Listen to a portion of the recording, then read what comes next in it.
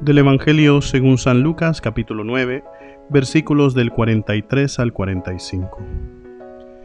En aquel tiempo, como todos comentaban admirados los prodigios que Jesús hacía, éste dijo a sus discípulos: «Presten mucha atención a lo que les voy a decir.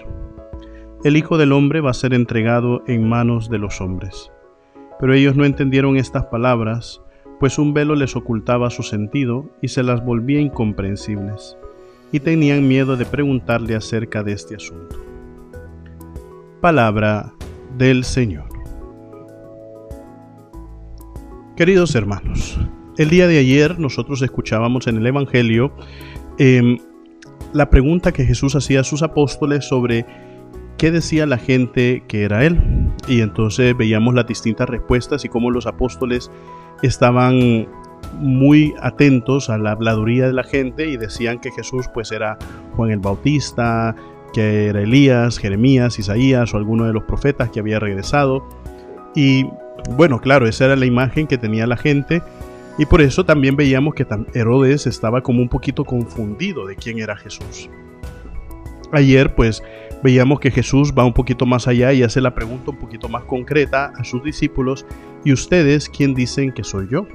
San Pedro, iluminado por el Espíritu Santo, responde que Él es el Mesías de Dios. Y este episodio lo hemos escuchado ya sea en la versión de Mateo y ahora lo estamos escuchando en la versión de Lucas, y vemos cómo esa iluminación del Espíritu Santo pues lleva a San Pedro a hacer esa confesión de que Jesús es el Mesías. Pero es interesante ver cómo inmediatamente después de que San Pedro hace esa confesión, lo que dice Jesús es que el camino del Mesías de Dios es el camino del sufrimiento, es el camino del dolor, es el camino de la muerte, es el camino de la cruz. Sin embargo, no es el final, no es la última parada. Ya San Pablo pues lo dirá más adelante también: «Oh muerte, ¿dónde está tu victoria? Oh muerte, ¿dónde está tu aguijón?».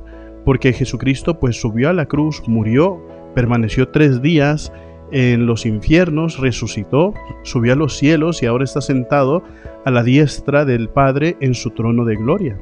Y entonces al ver esto vemos cómo simple y sencillamente el camino de la pasión es algo necesario para conseguir el bien mayor, que es el bien de la resurrección. Sin embargo, ahora en el episodio que acabamos de escuchar, Jesús, al ver cómo la gente hablaba de los prodigios que él hacía y cómo estaba asombrada de todo eso, vuelve a repetirle a los discípulos que el camino del Mesías de Dios es el camino de la pasión, es el camino del sufrimiento.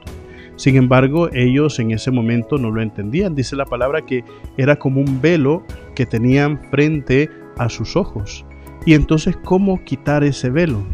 Queridos hermanos, claro, en ese momento ellos no habían vivido esa experiencia de la cruz. Pero Jesús a nosotros nos ha dicho que el que no tome su cruz y me siga, pues no es digno de mí. Y por eso pasar por ese camino de la pasión, pasar por el camino de la cruz, pasar por el camino del sufrimiento, cada uno sabrá cuáles son sus cruces, e iluminándola con la cruz de Cristo, nos damos cuenta cómo entendemos esa palabra de Dios en nuestra vida. Muchas veces nosotros no entendemos por qué es que el Señor nos guía por un camino de sufrimiento, por un camino de dolor. Sin embargo, sabemos que no es la última palabra, no es la última parada en nuestra vida, en nuestra historia, sino que Dios también a nosotros nos ha prometido la resurrección.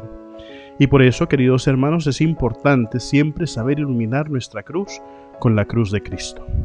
Recuerden, mis queridísimos hermanos, nosotros somos lo máximo para Cristo. Así sea.